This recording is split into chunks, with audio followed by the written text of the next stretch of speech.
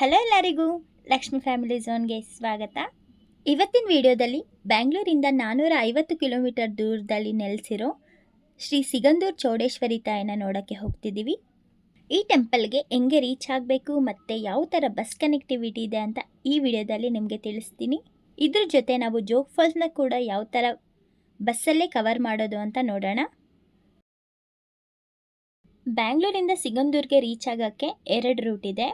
ಒಂದು ಬಂದು ಬ್ಯಾಂಗ್ಳೂರಿಂದ ಡೈರೆಕ್ಟ್ ಬಸ್ಸಲ್ಲಿ ಸಿಗಂದೂರನ್ನ ರೀಚ್ ಆಗೋದು. ಆ ಬಸ್ ನಮ್ಮನ್ನು ಡೈರೆಕ್ಟ್ ಟೆಂಪಲ್ ಮುಂದೆನೇ ಸ್ಟಾಪ್ ಮಾಡ್ತಾರೆ. ಈ ಬಸ್ ಬ್ಯಾಂಗ್ಳೂರಿಂದ ಡೈಲಿ ಮಾರ್ನಿಂಗ್ 8:30ಇಂದ ನೈಟ್ 10 ತನಕನೂ ಬಸ್ ಫೆಸಿಲಿಟಿ ಇದೆ. ಬುಕ್ಕಿಂಗ್ ಮಾತ್ರ 10 ಇರೋ ಬಸ್ಸಿಗೆ ಮಾತ್ರ ಕೊಡ್ತಾರೆ. ಈ ಬಸ್ಸಲ್ಲಿ ಒಬ್ಬರಿಗೆ 489 ರುಪೀಸ್ ಚಾರ್ಜ್ ಮಾಡ್ತಾರೆ. ಇನ್ನೂ ಒಂದು ರೂಟ್ ಯಾವುದು ಅಂದರೆ ಬ್ಯಾಂಗ್ಳೂರಿಂದ ಸಾಗರ್ಗೆ ಹೋಗೋದು. ಈ ಬಸ್ಸಲ್ಲಿ ಒಬ್ಬರಿಗೆ 383 ರುಪೀಸ್ ಚಾರ್ಜ್ ಮಾಡ್ತಾರೆ. ಸಾಗರ ರೀಚ್ ಆದಮೇಲೆ ಅಲ್ಲಿಂದ ಟೆಂಪಲ್ ಹತ್ರಕ್ಕೆ ಇನ್ನೂ ಒಂದು ಬಸ್ಸಲ್ಲಿ ಹೋಗಬೇಕು. ಸಾಗರದಿಂದ ಸಿಗಂದೂರು ನೀವು ಇನ್ ಕೇಸ್ ಗೌರ್ಮೆಂಟ್ ಬಸ್ಸಲ್ಲಿ ಪ್ಲ್ಯಾನ್ ಮಾಡೋದಾದರೆ ಸ್ವಲ್ಪ ರಿಸ್ಕ್ ಆಗುತ್ತೆ. ಯಾಕೆ ಅಂದರೆ ಗೌರ್ಮೆಂಟ್ ಬಸ್ಸು ನಮ್ಮನ್ನ ನದಿ ತನಕ ಮಾತ್ರ ಬಿಡ್ತಾರೆ. ಅಲ್ಲಿಂದ ನಾವು ಲಾಂಚಲ್ಲಿ ಹೋಗಬೇಕು. ಆ ಲಾಂಚಲ್ಲಿ ಒಬ್ಬರಿಗೆ 10 ರುಪೀಸ್ ಚಾರ್ಜ್ ಮಾಡ್ತಾರೆ. 20 ಮಿನಿಟ್ಸ್ ಜರ್ನಿ ಇರುತ್ತೆ. ಆ 20 ಮಿನಿಟ್ಸಲ್ಲಿ ನಮ್ಮನ್ನು ಒಂದು ದಡದಿಂದ ಇನ್ನೊಂದು ದಡಕ್ಕೆ ಕರ್ಕೊಂಡು ಹೋಗ್ಬಿಡ್ತಾರೆ.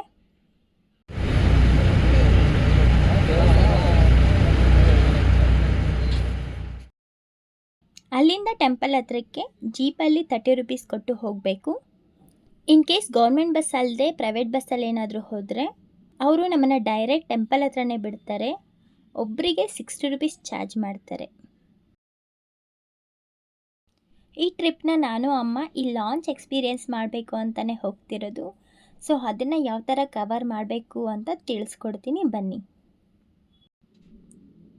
Sigandur bus Bangalore platform number 5 ಇರುತ್ತೆ. ನಮ್ಮ ಬಸ್ 10 ನಾನು ಆಲ್ರೆಡಿ ಟಿಕೆಟ್ಸ್ ಬುಕ್ ಮಾಡಿದ್ದೀನಿ, ಬಿಕಾಸ್ ವೀಕೆಂಡ್ ಅಂತ. ನಾನು ಅಮ್ಮ ಪ್ಲ್ಯಾಟ್ಫಾರ್ಮ್ 5ಗೆ ಬರೋ ಅಷ್ಟರಲ್ಲೇ ಆಲ್ರೆಡಿ ನಮ್ಮ ಬಸ್ ರೆಡಿ ಆಗಿತ್ತು. ಸೊ ನಾನು ಅಮ್ಮ ಬಸ್ ಹತ್ಕೊಂಡ್ವಿ. 10:10ಗೆ ಬಸ್ ಮೆಜೆಸ್ಟಿಕ್ಕಿಂದ ಹೊರಡ್ತು.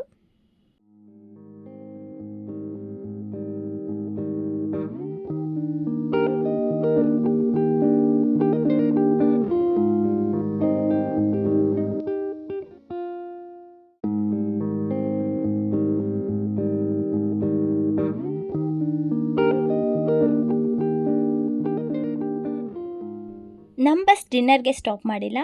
ಮಿಡಲಲ್ಲಿ ರೆಸ್ಟ್ ರೂಮ್ಗೆ ಅಂತ ಈ ಸ್ಟಾಪಲ್ಲಿ ಸ್ಟಾಪ್ ಮಾಡಿದ್ದಾರೆ. ಇವಾಗ ನೈಟ್ 2 ಗಂಟೆ ಆಯಿತು, ಮತ್ತೆ ಹೊರಡ್ತಾ ಇದ್ದೀವಿ.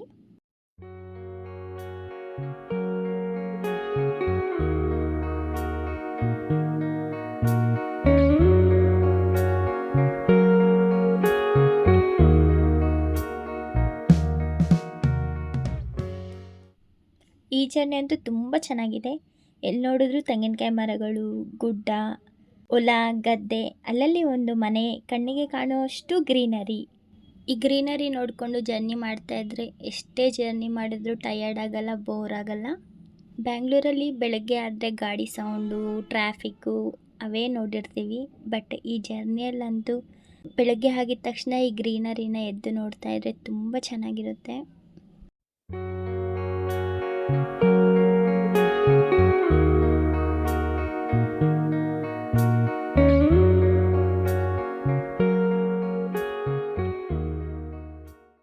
ಸುತ್ತಲೂ ಈ ಗ್ರೀನರಿ, ಮಿಡಲಲ್ಲಿ ಒಂದೇ ಒಂದು ರೋಡು. ಎಷ್ಟು ಸೂಪರಾಗಿದೆಯೋ, ಮಾತಲ್ಲಂತೂ ನನಗೆ ಹೇಳೋಕ್ಕಾಗ್ತಿಲ್ಲ. ಅದನ್ನು ನಾವೇ ಎಕ್ಸ್ಪೀರಿಯೆನ್ಸ್ ಮಾಡಬೇಕು.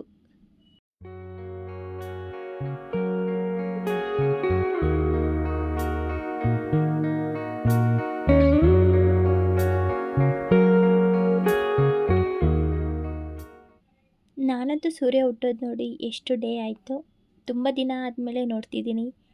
ಸೇಮ್ ನನಗೆ ಯಾವುದೋ ಬೀಚ್ ಹತ್ರ ಸನ್ರೈಸ್ ನೋಡೋ ಥರ ಫೀಲ್ ಆಗ್ತಿದೆ.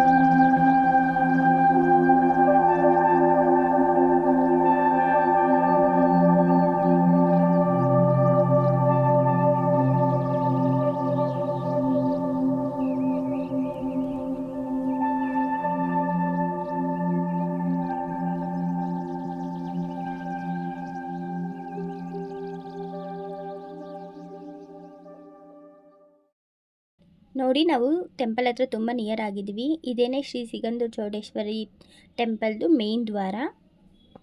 ಇಲ್ಲಿಂದ ಸ್ವಲ್ಪ ದೂರದಲ್ಲೇ ಮೇನ್ ಟೆಂಪಲ್ ಇರೋದು.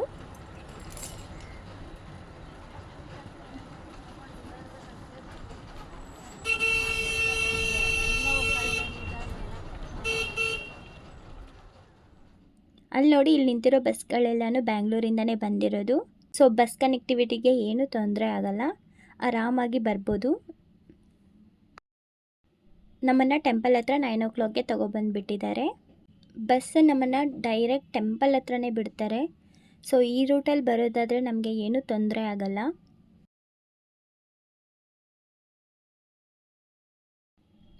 ನೋಡಿ, ಇದೇ ಮೇನ್ ಟೆಂಪಲ್ಲು. ಇಲ್ಲಿ ಪಕ್ಕದಲ್ಲಿ ಕಾಣಿಸ್ತಿರೋ ರೋಡಲ್ಲೇ ಫುಲ್ ಡೆಡ್ ಎಂಡ್ ಹೋದರೆ ವಾಶ್ರೂಮ್ ಫೆಸಿಲಿಟೀಸ್ ಇದೆ. ಈಗ ಬೇಗ ಬೇಗ ಹೋಗಿ ಫ್ರೆಶ್ ಅಪ್ ಆಗೋಣ. ಈ ರೋಡಲ್ಲಿ ಹೋಗ್ತಿರ್ಬೇಕಾದ್ರೆ ನಮಗೆ ರೂಮ್ಗಳು ಸಿಗುತ್ತೆ. ನೀವು ಬೇಕು ಅಂದರೆ ರೂಮ್ನ ಕೂಡ ತಗೋಬೋದು. ನಾನು ಅಮ್ಮ ಫ್ರೆಶ್ ಆಯಿತು. ಇವಾಗ ಟೆಂಪಲ್ಗೆ ದರ್ಶನಕ್ಕೆ ಹೋಗ್ತಾ ಇದ್ದೀವಿ. ಇವತ್ತು ತುಂಬ ಕಮ್ಮಿ ಜನ ಇದ್ದಾರೆ. ಬಟ್ ಅಮಾವಾಸ್ಯೆ ಪೌರ್ಣಮಿಗಳಲ್ಲಿ ತುಂಬ ರಶ್ ಇರ್ತಾರಂತೆ.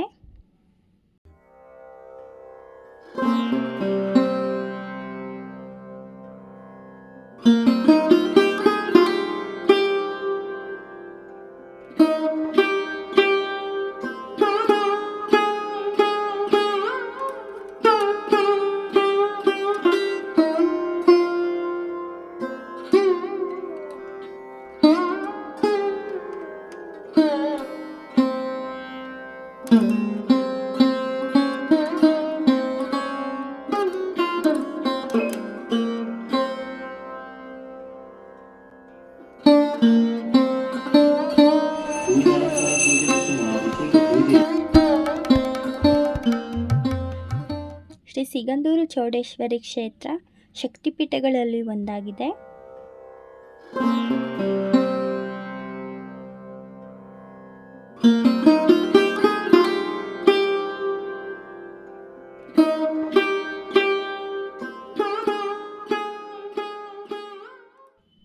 ದೇವ್ರ ದರ್ಶನ ಆದಮೇಲೆ ದೇವಸ್ಥಾನದಿಂದನೇ ಭೋಜನ ಶಾಲೆ ಇದೆ. ಅಲ್ಲಿ ನೀವು ಪ್ರಸಾದನ ಪಡಿಬೋದು. ಈ ಭೋಜನ ಶಾಲೆಯಲ್ಲಿ ಬೆಳಗಿನ ಉಪಹಾರ 7 ಗಂಟೆಯಿಂದ 9 ಗಂಟೆ ತನಕ ಕೊಡ್ತಾರೆ. ಮಧ್ಯಾಹ್ನ ಊಟ ಬಂದು 12 ಗಂಟೆಯಿಂದ 3 ಗಂಟೆ ತನಕ ಇರುತ್ತೆ. ನೈಟ್ ಊಟ ಬಂದು 7 ಗಂಟೆಯಿಂದ 9 ಗಂಟೆ ತನಕ ಇರುತ್ತೆ. ಸೊ ನೀವು ಈ ಸೇವೆನ ಪಡ್ಕೋಬೋದು.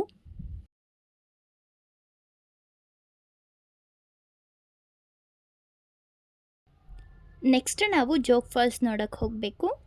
ನಿಮಗೆ ಜೋಗ್-ಫಾಲ್ಸ್ ನೋಡೋದು ಬೇಡ ಅಂತ ಅಂದರೆ ಇಲ್ಲಿಂದ ಕೊಲ್ಲೂರಿಗೆ ಹೋಗ್ಬೋದು. ನಾವು ಆಲ್ರೆಡಿ ಕೊಲ್ಲೂರನ್ನ ನೋಡಿದ್ದೀವಿ. ಸೊ ಅದಕ್ಕೆ ನಾವು ಈ ಟ್ರಿಪ್ಪಲ್ಲಿ ಕ್ಯಾನ್ಸಲ್ ಮಾಡಿದ್ದೀವಿ. ಅದನ್ನು ನಾನಿವಾಗ ಡೀಟೇಲಾಗಿ ಎಕ್ಸ್ಪ್ಲೇನ್ ಮಾಡ್ತೀನಿ. ನೀವು ಬೇಕು ಅಂದರೆ ಕೊಲ್ಲೂರಿಗೆ ಹೋಗಿ ನೋಡ್ಕೋಬೋದು. ಕೊಲ್ಲೂರಿಗೆ ಇಲ್ಲಿಂದ 47 ಕಿಲೋಮೀಟರ್ಸ್ ಆಗುತ್ತೆ. ಇಲ್ಲಿ ಕಾಣಿಸ್ತಿದೆಯಲ್ಲ, ಈ ಜೀಪ್ಗಳು ಹೋಗುತ್ತೆ ಕೊಲ್ಲೂರಿಗೆ. ಕೊಲ್ಲೂರಿಗೆ ಹೋದರೆ ನೀವು ಇಲ್ಲಿಗೆ ಬರಬೇಕು ಅಂತೇನಿಲ್ಲ. ಕೊಲ್ಲೂರಿಂದ ನೀವು ಕುಂದಾಪುರಗಾದರೂ ಹೋಗ್ಬಿಟ್ಟು ಅಲ್ಲಿಂದ ಬ್ಯಾಂಗ್ಳೂರಿಗೆ ಕೂಡ ಹೋಗ್ಬೋದು.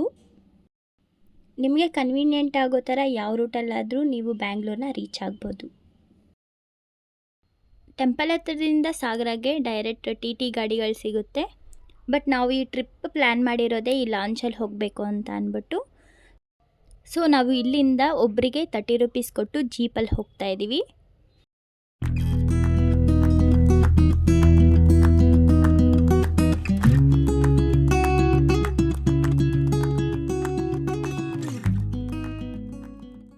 ಈ ಜೀಪಲ್ಲಿ 15 ಮಿನಿಟ್ಸಲ್ಲಿ ನಮ್ಮನ್ನು ಲಾಂಚ್ ಹತ್ರ ಕರ್ಕೊಂಡೋಗ್ಬಿಡ್ತಾರೆ. ಇಲ್ಲಿ ನೀವು ನೋಡ್ತಾ ಇರ್ಬೋದು, ಈ ಲಾಂಚಲ್ಲಿ ಕಾರು, ಗಾಡಿ, ಬಸ್ ಎಲ್ಲನೂ ಹತ್ತಿಸ್ಕೋತಾರೆ. ಅದ್ರ ಜೊತೆ ಜನಗಳನ್ನೂ ಹತ್ತಿಸ್ಕೊಂಡು ಒಂದು ದಡದಿಂದ ಇನ್ನೊಂದು ದಡಕ್ಕೆ ನಮ್ಮನ್ನು ಕರ್ಕೊಂಡೋಗಿ ಬಿಡ್ತಾರೆ. ನಾವು ಈ ಲಾಂಚ್ ನೋಡಬೇಕು ಅಂತಲೇ ಬ್ಯಾಂಗ್ಳೂರಿಂದ ಬಂದಿದ್ದೀವಿ. ಈ ಲಾಂಚಲ್ಲಿ ಒಬ್ಬರಿಗೆ 10 ರೂಪೀಸ್ ಚಾರ್ಜ್ ಮಾಡ್ತಾರೆ. 20 ಮಿನಿಟ್ಸ್ ಜರ್ನಿ ಇರುತ್ತೆ.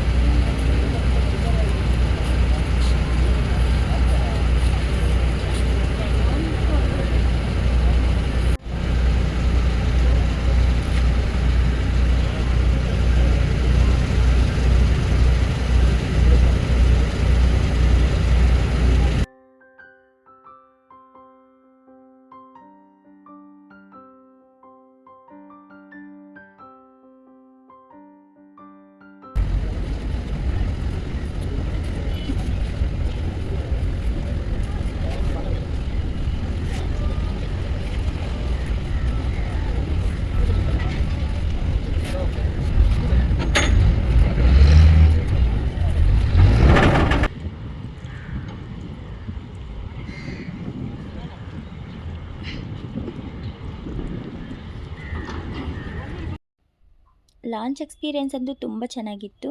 ನೀವು ಕೂಡ ಒಂದ್ಸಾದರೂ ಈ ಎಕ್ಸ್ಪೀರಿಯೆನ್ಸ್ನ ಮಾಡಬೇಕು. ಲಾಂಚ್ ಇಳ್ಕೊಂಡು ಸ್ವಲ್ಪ ದೂರ ನಡ್ಕೊಂಡು ಹೋದರೆ ನಮಗೆ ಬಸ್ ಸ್ಟಾಪ್ ಸಿಗುತ್ತೆ. ಅಲ್ಲಿ ನಮಗೆ ಸಾಗರ್ಗೆ ಹೋಗೋದಕ್ಕೆ ಬಸ್ಗಳು ಸಿಗುತ್ತೆ. ಬಟ್ ಟೈಮಿಂಗ್ಸ್ ಪ್ರಕಾರ ಬರುತ್ತೆ. ಸೊ ನಾವು ನೋಡಿಕೊಂಡು ಪ್ಲ್ಯಾನ್ ಮಾಡ್ಕೋಬೇಕು.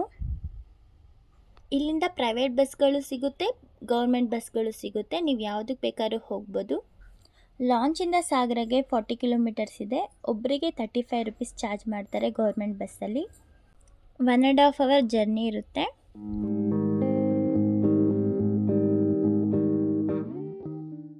ಇದೇ ಸಾಗರ ಬಸ್ ಸ್ಟಾಪ್. ನಾವು ಸಾಗರ ರೀಚ್ ಆಗೋಷ್ಟರಲ್ಲೇ 4 o'clock ಆಗಿದೆ. ಸಾಗರದಿಂದ ಜೋಗ್-ಫಾಲ್ಸ್ಗೆ ಡೈರೆಕ್ಟ್ ಬಸ್ ಇದೆ. ಒಬ್ಬರಿಗೆ ಟಿಕೆಟು 37 ರುಪೀಸ್ ಚಾರ್ಜ್ ಮಾಡ್ತಾರೆ. ಸಾಗರದಿಂದ ಜೋಗ್-ಫಾಲ್ಸ್ಗೆ 30 ಕಿಲೋಮೀಟರ್ಸ್ ಇದೆ. 1.5 ಅವರ್ ಜರ್ನಿ.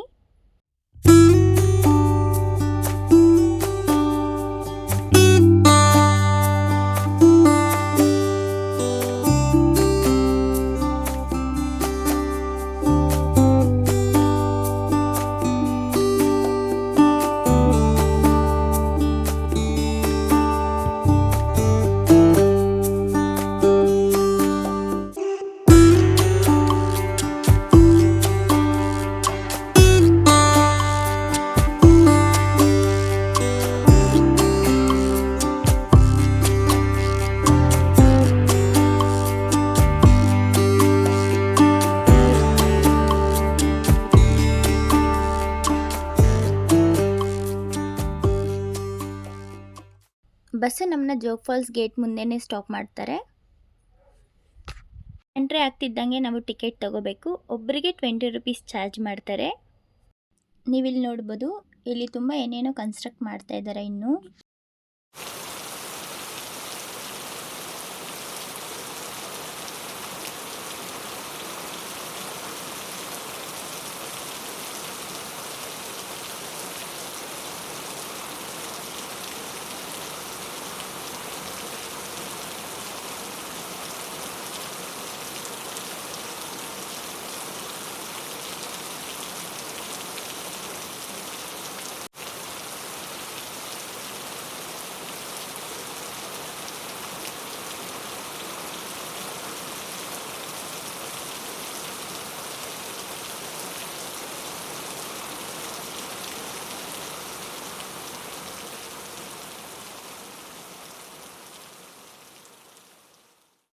ಫಾಲ್ಸಲ್ಲಿ ವಾಟರ್ ತುಂಬ ಇರಲಿಲ್ಲ, ಅದು ತುಂಬ ಚೆನ್ನಾಗಿತ್ತು ನೋಡೋದಕ್ಕೆ. ಇವಾಗ ನಿಯರ್ಲಿ 6:30 ಆಯಿತು. ನಾವು ಇಲ್ಲಿಂದ ಸಾಗರಗೆ ರೀಚ್ ಆಗಬೇಕು. ನೈಟ್ 11 o'clockಗೆ ನಾನು ಸಾಗರದಿಂದ ಬೆಂಗಳೂರಿಗೆ ಟಿಕೆಟ್ ಬುಕ್ ಮಾಡಿದ್ದೀನಿ. ಸಾಗರಕ್ಕೆ ಹೋಗಿ ಡಿನ್ನರ್ ಮಾಡಿ ಅಲ್ಲಿಂದ ನಾವು ಬ್ಯಾಂಗ್ಳೂರಿಗೆ ಹೊರಡ್ತೀವಿ. ನಮ್ಮ ಒನ್ ಡೇ ಟ್ರಿಪ್ಪು ನಿಮಗೆ ಯಾವ ಥರ ಅನ್ನಿಸ್ತು ಅಂತ ಕಮೆಂಟ್ ಮಾಡಿ. ಯಾರಿಗೆಲ್ಲ ಈ ವಿಡಿಯೋ ಇಷ್ಟ ಆಯಿತು ಪ್ಲೀಸ್ ಲೈಕ್ ಮಾಡಿ, ಶೇರ್ ಮಾಡಿ, ಕಮೆಂಟ್ ಮಾಡಿ. ಇದೇ ಥರ ನಮ್ಮ ವೀಡಿಯೋಸ್ಗೋಸ್ಕರ ನಮ್ಮ ಚಾನಲ್ಗೆ ಸಬ್ಸ್ಕ್ರೈಬ್ ಆಗಿ. Thank you.